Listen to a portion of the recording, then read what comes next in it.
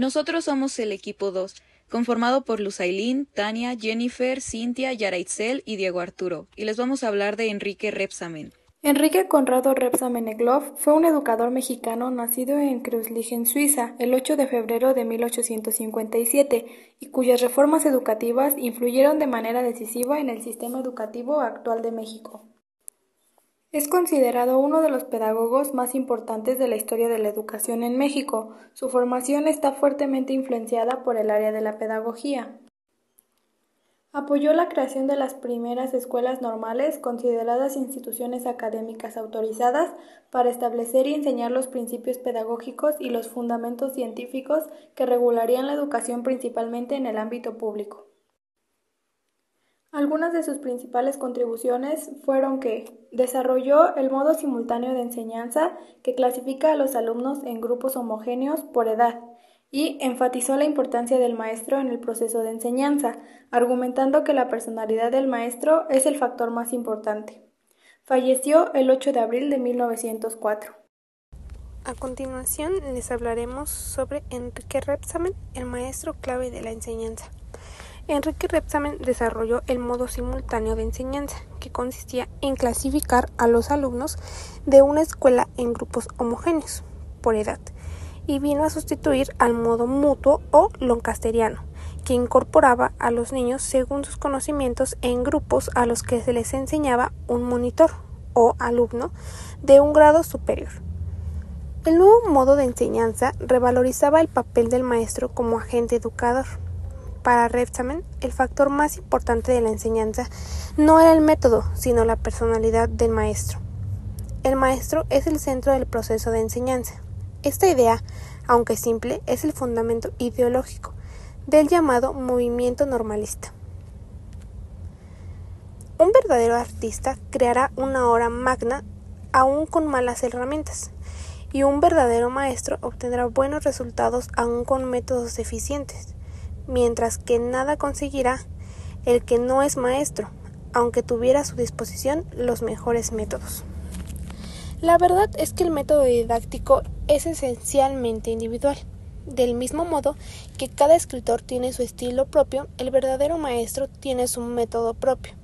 El factor más importante en la enseñanza es la personalidad del maestro, su carácter, el grado de cultura intelectual y moral, el interés que toma en su profesión, el cariño que le inspiran a los niños, el entusiasmo que siente por su alto y noble ministerio.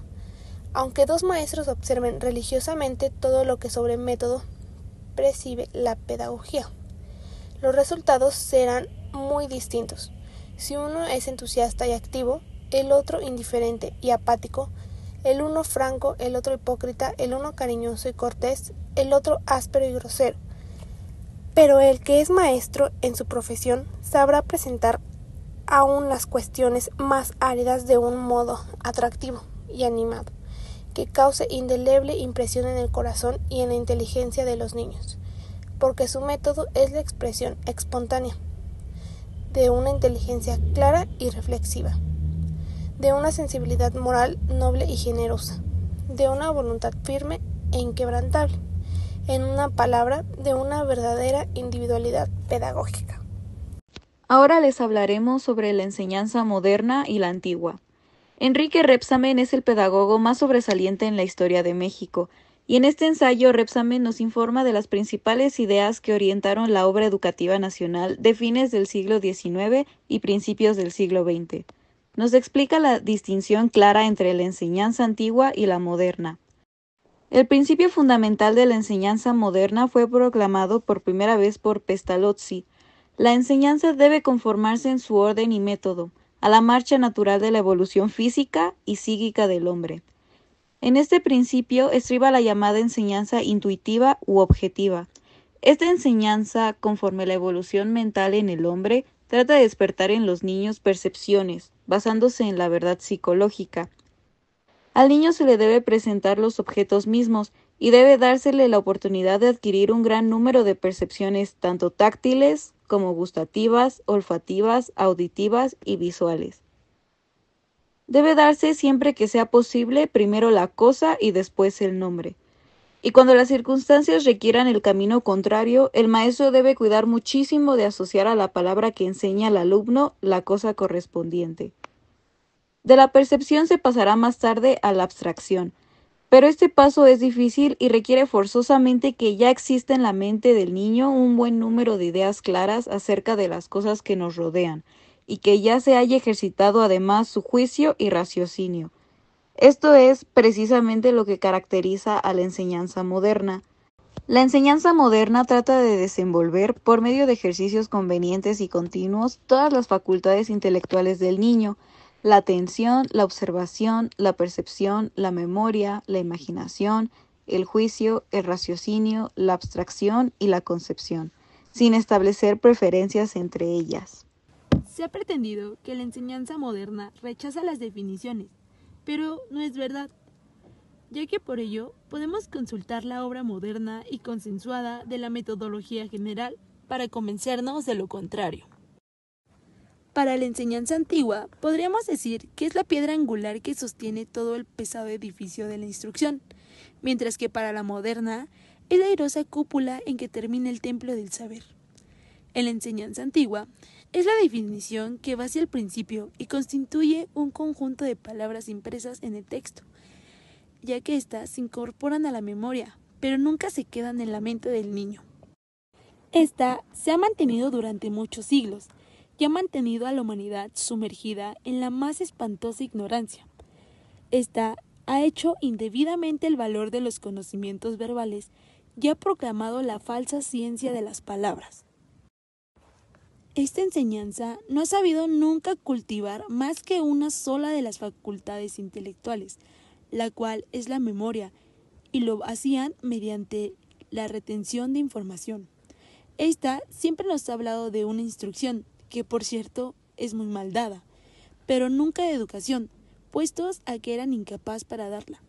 Un ejemplo es que un niño aún no sabe sumar 15 más 28, pero ya se le metieron en la cabeza unas 50 o 60 definiciones, como acerca de cantidades, números enteros, quebrados, mixtos, polidígitos, abstractos, concretos, homogéneos, complejos, etc.